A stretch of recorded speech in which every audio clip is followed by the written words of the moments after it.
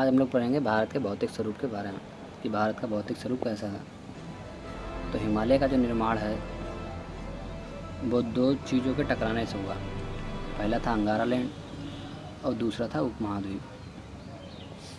तो जिस जगह पर टकराया था आज हम लोग उसे चाइना के नाम से जानते हैं। चाइना के प्लेट से ये टकराया और ये था अपना भारतीय उपमहाद्वीप। तो ये अंगारा लैंड का हिस्सा था चाइना जो है, और भारत किसका हिस्सा था?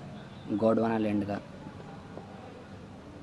तो ये गोंडवाना लैंड का हिस्सा था, ये अंगारा लैंड का हिस्सा था और बीच में इसका था तैतीस सागर। तो जब भारतीय उपमहाद्वीप टकराया चाइना के प्लेट से तो ज़मीन की परतें ऊपर की तरफ उठी, जिससे क्या हुआ, करोड़ों साल में जो है हिमालय का निर्माण हुआ। तो इस तरह से हिमालय जो है भारत का बना। आप देखते हैं आगे।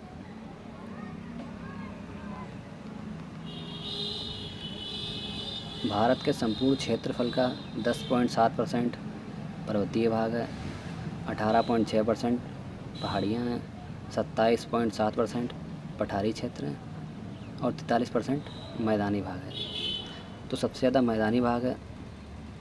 और मैदानी भाग क्या है? जो हिमालय के नीचे जो गंगा और यमुना के बीच का जो पूरा है मैदानी क्षेत्र, इसे दोआब भी बोलते हैं, मतलब दो नदियों के बीच की जगह। जो मैदानी क्षेत्र है इसका विस्तार जो है असम तक है और सबसे ज़्यादा जो है इसका विस्तार है। आप जानते हैं भारत की भौगोलिक रचना के बारे में या भौतिक रचना के बारे में। तो भौतिक रचना तथा धरातल के स्वरूप के अनुसार भारत को 5 भागों में बांटा गया है। पहला है उत्तरी पर्वतीय क्षेत्र, दूसरा है विशाल मैदान, तीसरा प्रायद्वीपीय पठार, चौथा मरुस्थलीय प्रदेश और पाँचवा है समुद्री तट। अगर हम इसमें छठा जोड़ना चाहें तो इसमें हम क्या करेंगे, द्वीप जो हैं द्वीपों को ऐड कर लेंगे, यहाँ 6 हो जाएंगे।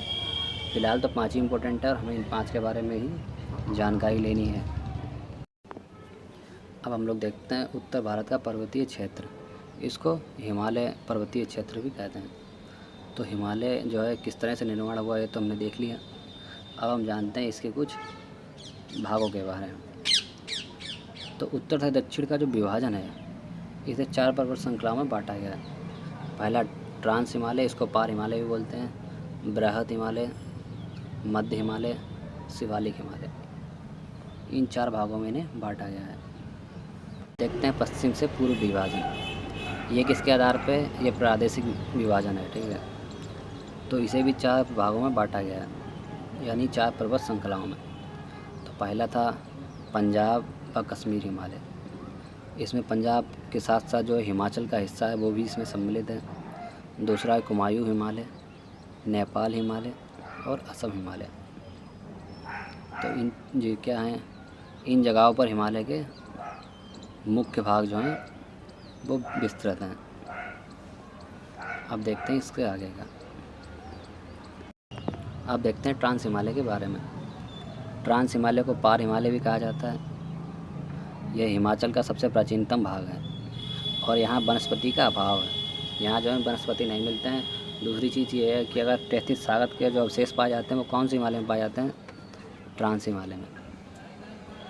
33 सागर जो उसके अवशेष पाए जाते हैं। यहाँ ग्रेनाइट की जो चट्टानें मिलती हैं और साथ ही साथ यहाँ पर जो चट्टानें हैं वो कैसी हैं? काली हैं। क्यों? क्योंकि उनमें जो है जलीय जीव जो थे 33 सागर के उसमें जो जानवर रहते थे तो उन्हीं के अवशेष जो क्या होते हैं मिलते हैं, वही क्या है, काले कलर के दिखाई देते हैं ज़्यादातर। इसके अंतर्गत कारकोरम, लद्दाख, जास्कर, पीर पंजाल पर्वत श्रेणी आती है, जिसे हम लोग कलेजा पार बोलते हैं। कलेजा के का से हो गया कारकोरम, ला से हो गया लद्दाख, जा से हो गया जास्कर कलेजा और पार से हो गया पर्वत पीर पंजाल पर्वत श्रेणियाँ। तो ये इनकी ट्रिक है।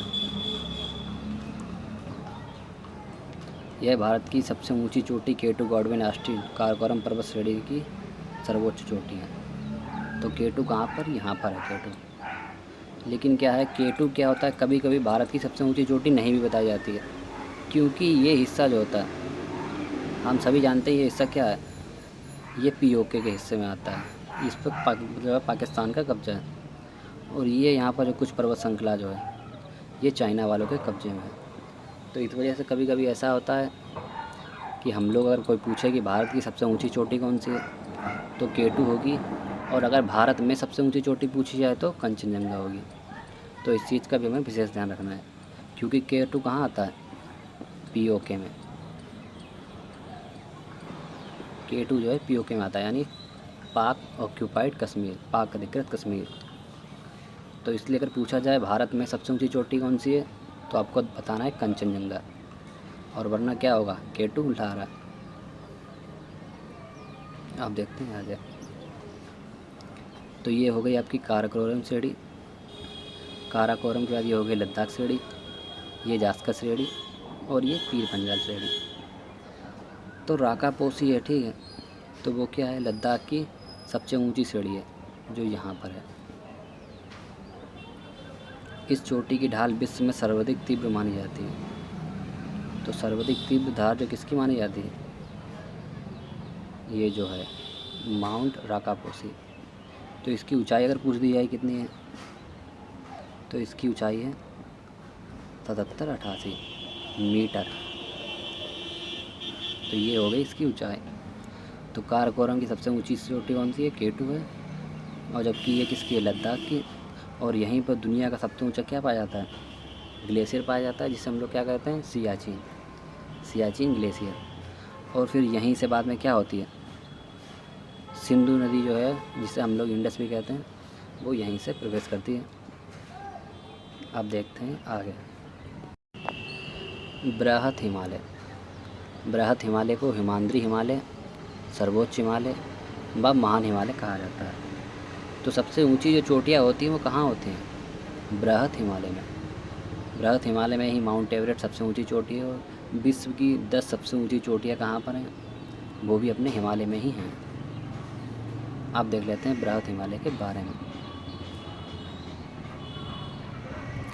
यह हिमालय की सबसे ऊंची श्रेणी है। विश्व की सबसे ऊंची चोटी माउंट एवरेस्ट इसी पर्वत में स्थित है। कंचनजंगा, नागा पर्वत, नंदा देवी आदि इसके कुछ महत्वपूर्ण शिखर हैं। बंदरपूछ और कामेट के बीच ही गंगोत्री, यमुनोत्री, केदारनाथ व बद्रीनाथ है।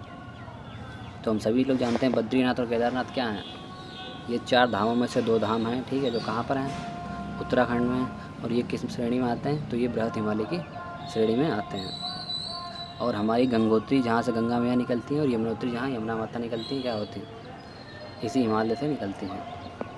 तो ये है नंगा पर्वत जो है, ठीक है, POK, ये भी POK के हिस्से में आता है, मतलब भारत का ही हिस्सा है, लेकिन कब्जा किसका, पाकिस्तान का।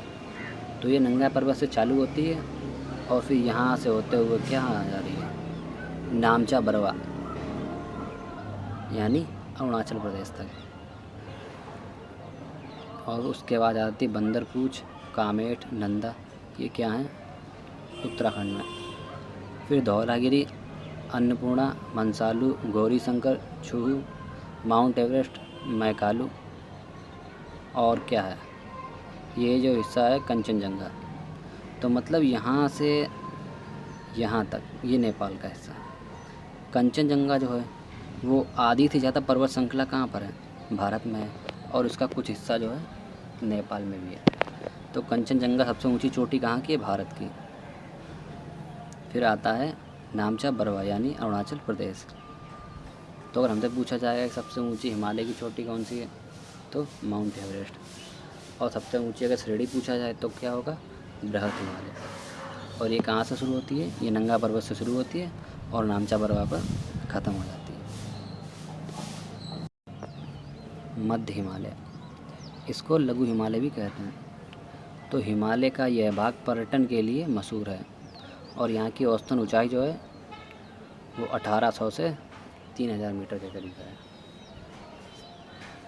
इसी के पास शिमला, कुल्लू, मनाली, मंसूरी, नैनीताल, डलहौजी, रानीखेत, और एक ही बहुत ही फेमस जगह है पश्चिम बंगाल में, वो है दार्जिलिंग, वो भी यहीं पर है।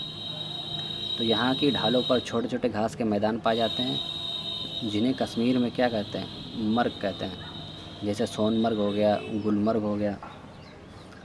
उत्तराखंड में इनको प्याल कहते हैं, उत्तराखंड में जो है प्याल कहते हैं। तो ये क्या होते हैं, ये ज़मीन तो बहुत ऊंची ऊंची उगी नरम घास होती हैं, और इन पे क्या करता है, सबसे ज़्यादा पर्यटक स्थल कहाँ पर हैं, हमारे जो पर्यटक स्थल हैं वो ज़्यादातर जैसे नैनीताल हो गया, मंसूरी है, शिमला है, तो यहाँ पर कम ऊंचाई होती है, जिस वजह से यहाँ से जीवन बसर करना थोड़ा आसान होता है। जबकि हम जानते हैं कि पर्वत की ऊंचाई जितनी अधिक होगी उस पर ठंड भी उतनी ही रहेगी, इस वजह से बर्फ़ भी जमी रहेगी। लेकिन यहाँ क्या होता है, ये उपोष्णी है थोड़ा, तो यहाँ पर गर्मी भी होती है और दूसरी चीज़ क्या है, यहाँ सर्दी भी होती है। तो इस वजह से जो है यहाँ पर हरे हरे जो है मैदान पाए जाते हैं घास के, जहाँ पर लोग अपनी गाय भैंसे चराने से लेकर सारे काम करते हैं। यहाँ पर खेती भी होती है। तो ये है हमारे पर्यटन के लिए सबसे ज़्यादा, अगर पूछा जाए इम्पोर्टेंट क्या है, तो मध्य हिमालय या लघु हिमालय। अब हम जानते हैं शिवालिक हिमालय, इसको बाह्य हिमालय भी कहते हैं। तो क्या है शिवालिक हिमालय? तो हमारा ये जो सबसे नीचे का हिस्सा होता है, इसके बाद क्या होगा, हमारा मैदानी क्षेत्र स्टार्ट हो जाएगा। तो सबसे कम ऊंची जो श्रेणी होती है उसे हम लोग शिवालिक हिमालय कहते हैं। फिर लघु हिमालय आता है, फिर क्या आता है, महान हिमालय आता है, और फिर ट्रांस हिमालय आता है। तो सबसे ऊंची चोटियाँ जो हैं वो महान हिमालय में है, फिर ट्रांस हिमालय, फिर लघु हिमालय, और सबसे निम्न टाइप की चोटियाँ होती हैं वो कहाँ होंगी, शिवालिक हिमालय में होंगी। यह हिमालय पर्वत सबसे दक्षिणी तथा भौगोलिक रूप से युवा है, जो पूर्व से पश्चिम तक फैला हुआ है, और इसकी औसत ऊंचाई कितनी है, 850 से 1200 मीटर है। इसका विस्तार पूर्व में पाकिस्तान से, जो पाकिस्तान की यहाँ से सुलेमान श्रेणियाँ निकल रही हैं इस तरह से, फिर ये इस तरह से क्या हो रहा है, सबसे निचला हिस्सा जो है यहाँ से गुजर रहा है इसका, समझ रहे हो। फिर ऊपर क्या है, यहाँ पर मिल जाता है पामीर का पठार, फिर यहाँ से कुन्नुल जो है वो निकल जाता है कहाँ, पाकिस्तान पर्वत श्रेणी। तो हम फिलहाल इसके बारे में बात करते हैं। तो भारत और म्यांमार के साथ ये क्या करता है, ये सीमा बनाता है। जैसे यहाँ पर पटकाई बूम हो गई, नागा पहाड़ियाँ हो गई, ठीक है। तो ये कहाँ पर हैं, ये जो सीमा म्यांमार की बना रहा है, यहाँ पटकाई बूम हो गई, नागा पहाड़ियाँ हो गई, और भी बहुत सी पहाड़ियाँ हैं जो क्या करती हैं, म्यांमार और भारत की सीमा निर्धारण। और आराकान पर्वत तक है, ठीक है। तो आराकान पर्वत कहाँ पर है, बिल्कुल निचले साइड में इसके। इस क्षेत्र में अनेक समतल घाटियाँ हैं जिसे दून और द्वार कहते हैं, जैसे हरिद्वार और देहरादून। तो ये बहुत ही फेमस जगह हैं जहाँ पर हम लोग क्या करने जाते हैं, घूमने जाते हैं। और इसका विस्तार कहाँ से चालू होता है, पाकिस्तान से होता है, और ये कहाँ तक जाती हैं, अपने जो बिल्कुल पूर्वी राज्य हैं इन तक पहुँचती हैं लास्ट तक। आप जानते हैं हिमालय के विभाजन के बारे में। तो ट्रांस हिमालय, ठीक है, ये हमारा ट्रांस हिमालय जो है, बृहत यानी महान हिमालय, इससे जो इसे अलग करती है वो क्या है, सचर जोन। सचर जोन से जो है ये बृहत हिमालय से अलग हो जाता है। और फिर बृहत हिमालय, ठीक है, और मध्य हिमालय, तो इन दोनों को कौन अलग करता है, तो मेन सेंट्रल थ्रस्ट, ये इन दोनों को अलग करता है। अब मध्य हिमालय है, ठीक है, और शिवालिक है, तो इसको मेन सीमांत दर्रा जो है वो इन दोनों को क्या करता है, इन श्रेणियों को अलग अलग बांटता है। तो अगर पूछ लिया जाए कि कौन सी जो चीज़ जगह दी जाएंगी, वहाँ पर पूछ जाए कौन किसे अलग करता है, तो सचर जोन जो है वो ट्रांस हिमालय और बृहत हिमालय को अलग करता है। और मेन सेंट्रल थ्रस्ट है क्या करता है, ये बृहत हिमालय और मध्य हिमालय को अलग करता है। और मध्य हिमालय और शिवालिक को क्या करता है, मेन सीमांत दर्रा जो है वो अलग करता है। अब हिमालय का पश्चिम से पूर्व विभाजन देखेंगे। प्रादेशिक विभाजन, सर सिडनी बुरार्ड ने पश्चिम से पूर्व की ओर हिमालय का विभाजन किया। तो पहला क्या था, पंजाब हिमालय, व कश्मीर हिमालय, फिर कुमायूं हिमालय, नेपाल हिमालय और असम हिमालय। तो ये बाह्य हिमालय हो गया, ये मध्य हिमालय, ये आंतरिक हिमालय। तो पंजाब हिमालय व कश्मीर हिमालय, इसका विस्तार कहाँ पर है, सिंधु नदी से सतलज नदी, ठीक है, उस तक, उसके बीच का भाग, पंजाब से कश्मीर हिमाचल का भाग इसके अंतर्गत ही आता है।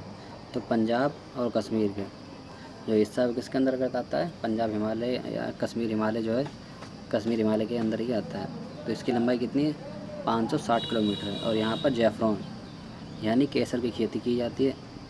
केसर के साथ सेब हो गया, उसकी भी खेती कहाँ की जाती है, यहीं पर की जाती है। तो अभी हम बात किसकी कर रहे हैं, ये जो क्षेत्र है हम इस क्षेत्र की बात कर रहे हैं। अब देखते हैं कुमायूं हिमालय। आप जानेंगे कुमायूं हिमालय के बारे में। तो इसको जो है जो अपना उत्तराखंड है नेपाल से लगा हुआ, इसको बाह्य हिमालय भी बोलते हैं। तो इसका विस्तार है सतलज नदी, ठीक है, सतलुज नदी से काली नदी के मध्य का भाग इसका क्या कहलाता है, ये इसका जो भाग है, ठीक है, वो क्या कहलाता है, वो कहलाता है कुमायूं हिमालय। और जबकि ये हिस्सा जो है ये अलग हो जाता है, ये क्या है, ये हमारा मध्य हिमालय। तो केवल ये छोटा सा जो हिस्सा है यही क्या है, यही हमारा कुमायूं हिमालय है। और सबसे छोटा हिस्सा कौन सा है, यही वाला सबसे छोटा हिस्सा है। तो इसका विस्तार जो है मुख्यतः कहाँ पर है, उत्तराखंड में। और इसकी लंबाई जो है सिर्फ 320 किलोमीटर है। नंदा देवी हो गया, केदारनाथ, बद्रीनाथ आदि प्रमुख चोटियाँ हैं, वो कहाँ पर हैं। जैसे कि भारत में अगर स्वतंत्र रूप से पूछी जाए चोटी सबसे ऊंची कौन सी है, देखिए पहली चोटी कौन सी हो गई, K2। और दूसरी चोटी जो हिमालय की वो कौन सी हो गई, कंचनजंगा। लेकिन इनमें एक समस्या है। समस्या क्या है कि ये K2 जो है, ठीक है, वो POK के अंदर आ रही है, ठीक है। और ये क्या है, कंचनजंगा जो, ठीक है, इस पर दो चीज़ों का विवाद चल रहा है। भारत कह रहा है ये मेरी है, जबकि नेपाल कह रहा है नहीं ये मेरी है। तो इस पर भी विवाद चल रहा है। अगर पूछा जाए भारत की स्वतंत्र सबसे ऊंची चोटी कौन सी है, तो वो चोटी होगी नंदा देवी, जिस पर किसी भी प्रकार का कोई विवाद नहीं है। और ये कहाँ है, उत्तराखंड में। अब नेपाल हिमालय या मध्य हिमालय के बारे में जानते हैं। तो इसका विस्तार काली नदी से तीस्ता नदी के मध्य का भाग, इसका विस्तार मुख्यतः नेपाल में है। तो ये जो नेपाल का जो पूरा हिस्सा है ये क्या कहलाता है, ये नेपाल हिमालय कहलाता है। और इसकी जो लंबाई है वो कितनी है, 800 kilometre. Mount Everest, Kanchenjunga, Dhauladhar आदि प्रमुख चोटियाँ कहाँ पर हैं, जितनी भी हैं, ठीक है। सबसे ज़्यादा ऊंची चोटियाँ कहाँ पर हैं, एक तो नेपाल में है, ठीक है, और नेपाल के बाद अगर कहीं पर हैं तो भारत में है। क्योंकि विस्तार कहाँ से है, विस्तार तो इनका बाकी जगह पर भी, देखो कुछ पहाड़ियाँ जा रही हैं कहाँ, पाकिस्तान में, फिर कुछ मुड़ जाती हैं कहाँ, चाइना में, जो यहाँ पर पामीर जा रहा है, पामीर का पठार। और दुनिया में जितने भी पहाड़ हैं, ठीक है, कोई भी पहाड़ 6000 मीटर से ऊंचा नहीं हुआ। सिर्फ भारत ही ऐसा है, भारत और नेपाल, हिमालय जो है अपना, वो ही ऐसा है जहाँ पर क्या है 88-48 मीटर ऊंची क्या मिलती हैं, चोटियाँ मिलती हैं। तो दुनिया की सबसे ऊंची चोटियों की अगर बात करी जाए तो वो कहाँ पर है, वो हिमालय पर ही हैं। हिमालय का पश्चिम से पूर्व की तरफ विभाजन का जो आखिरी हिस्सा है वो है असम का। तो इसका विस्तार तीस्ता नदी से दिहांग नदी, जिसे हम लोग ब्रह्मपुत्र नदी भी बोलते हैं, के मध्य का भाग है, ठीक है। और इसकी लंबाई की बात करी जाए तो 720 से 750 किलोमीटर। तो ये क्या है, ये इसकी जो है लंबाई है। और ये क्या होता है, ये हिमालय जो है पूरा ये हिस्सा, ये असम कहलाता है। हमने तीनों हिस्सों के बारे में जान लिया, चारों हिस्सों के बारे में। पहला था कश्मीर, दूसरा था कुमायूं, तीसरा था नेपाल और चौथा था असम। अब यहीं से वीडियो समाप्त करते हैं।